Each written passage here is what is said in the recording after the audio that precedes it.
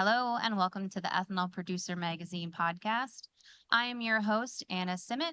We are here live at the International Fuel Ethanol Workshop and Expo in Omaha.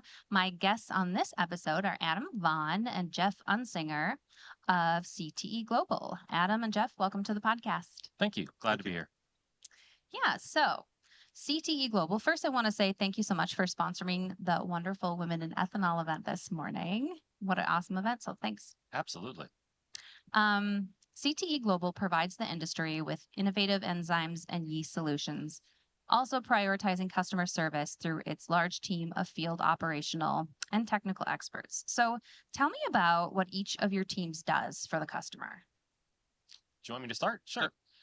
So as the Western Technical Regional Manager for CTE Global, I work with the technical service team. So I have a team of technical account managers who are basically our face to the customer. So our goal is to be on site, to walk with the customer through the data and the challenges that they face on a day-to-day basis, and to ensure that the products and services that we provide help address the challenges and issues that they're facing. And on the operational side, our perspective is, we want to come in, be that extra set of eyes, but also work with each plant that we're working with as a true partner. We're going to go through everything that technical has done for us, preceding us arriving. We'll use that data, but then we go out and get the operational data as well. Are you guys located at the same place? Where are you based? So we're actually based all over the U.S. So as mentioned, I'm based in the West, so I'm actually located here in Omaha. But my team ranges from the middle of Iowa to South Dakota and Nebraska. So we also have teams in the North and East to support customers in those territories as well. And on my side, we are nationwide because we have the 3 territories that Adam alluded to. We have to cover all 3 of the territories.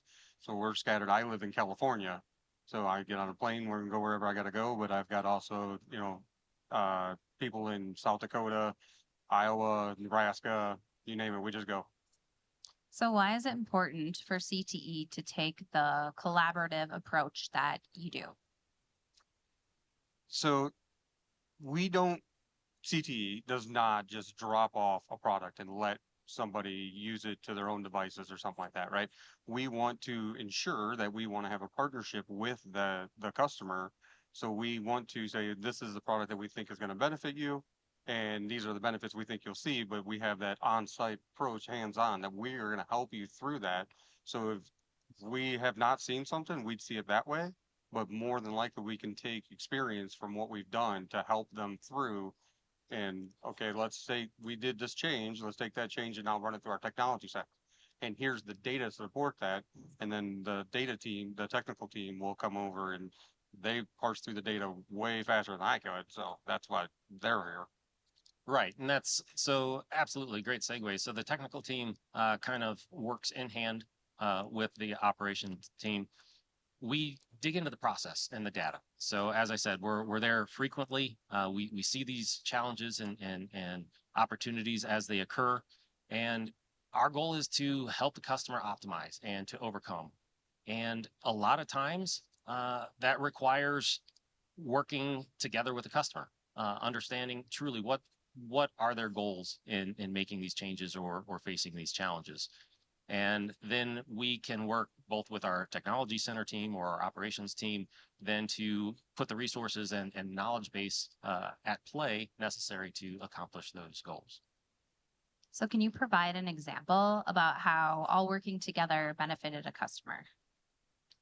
Absolutely. Absolutely. So this happens fairly regularly, actually, where, again, coming back to the core concept that our part of providing our service is building that relationship with the customer, that trust, the confidence that the data-driven recommendations that we're providing are to their benefit, right? So in the context of that, the idea is that when the customer has an issue, even if it isn't necessarily specifically with our product or service, they have that relationship basis that they would actually pick up the phone and call us. And what is really amazing is, especially with with Jeff's team, covering the entire country, is we could get a call on a Tuesday morning, and we will have an internal call, follow up on hearing from that customer Tuesday morning, and a lot of times we'll have somebody on site by Wednesday, if not Tuesday afternoon, following up with a phone call to that customer.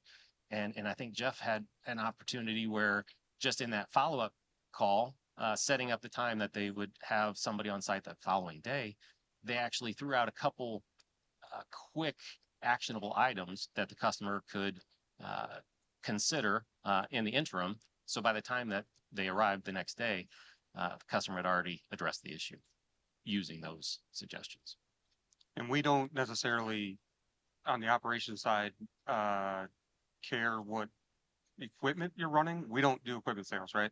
So we are going to go from the front to the back of your plant, anywhere in between, not necessarily just where our chemicals or ingredients are touching or interacting. So say if you have an evap issue and we didn't sell anything for an evap, we'll come up with an evap. Dehydration doesn't matter.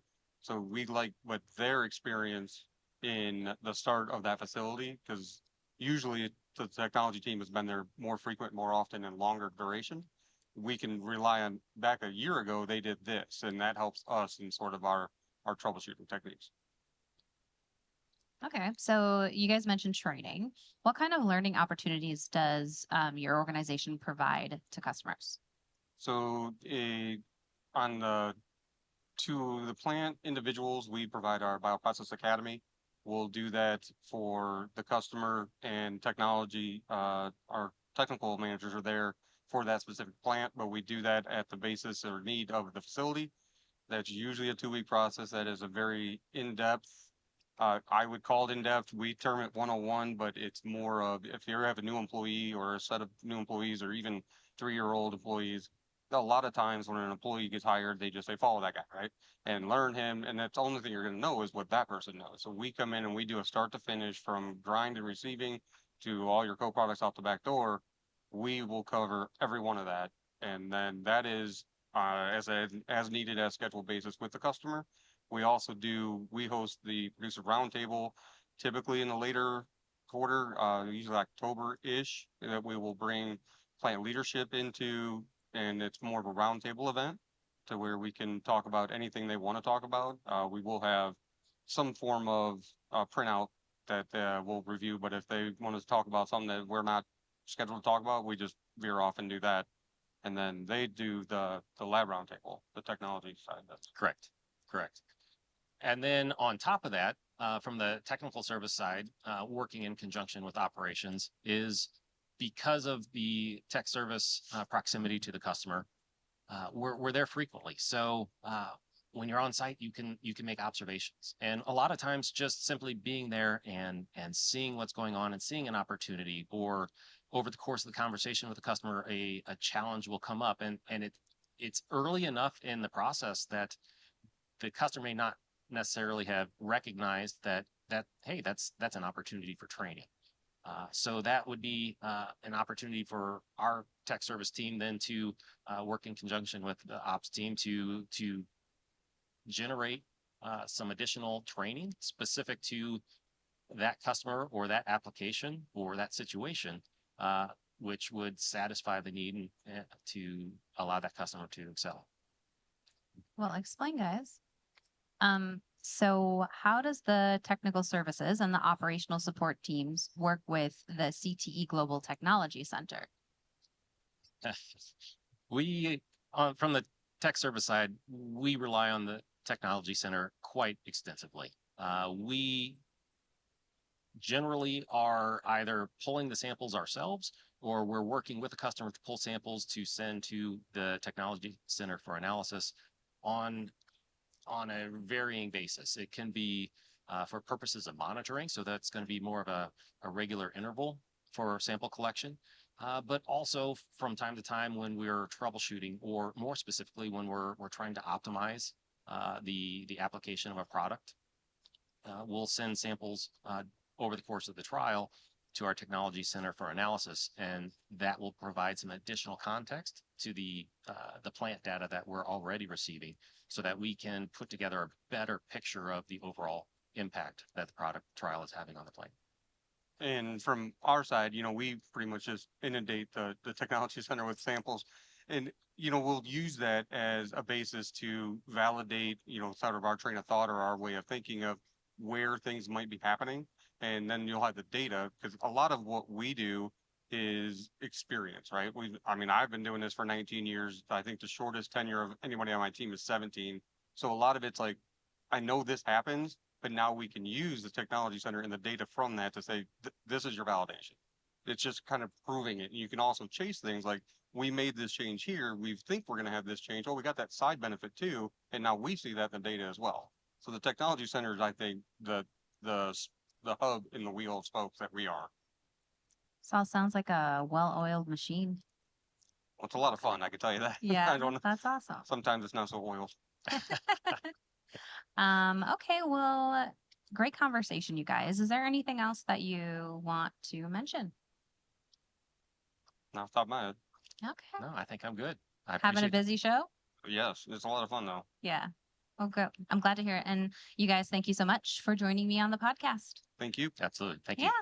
And to our viewers, thank you so much for tuning in. Until next time.